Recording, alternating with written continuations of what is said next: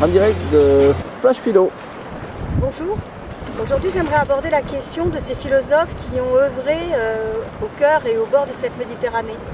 Méditerranée qui a été source d'initiation, qui a été aussi l'épreuve des grands marins.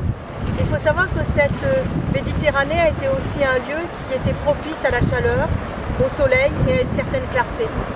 On sait que les philosophes aimaient à contempler cette Méditerranée, à se placer sous les oliviers pour réfléchir.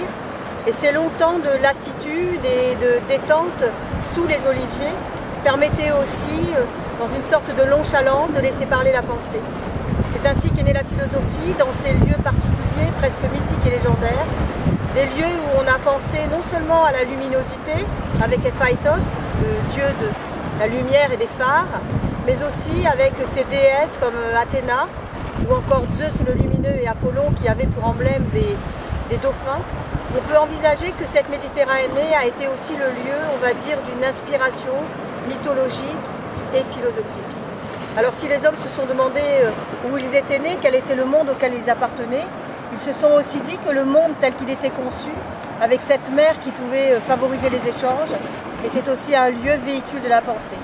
C'est ainsi que les penseurs grecs ont propagé dans les îles Lipari d'abord et puis bien d'autres, leurs pensées. En Sicile, on connaît Empédocle d'Agrigente.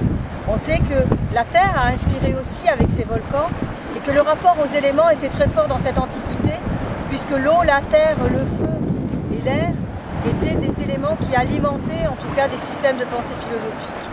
Sans oublier un élément essentiel, l'apeiron, l'infini ou l'indéfini, qui permettait alors de répondre à la question titoone, qu'est-ce que l'être, d'où venons-nous en gros. Et cette question a amené la possibilité de penser à un infini indéfinissable, quelque chose d'impalpable et d'innommable, mais qui renvoyait quand même à une origine du monde et au sens du monde tel que nous pouvons aujourd'hui le distinguer, ou en tout cas tel que nous pouvons aussi le faire surgir de cette totalité qui nous environne.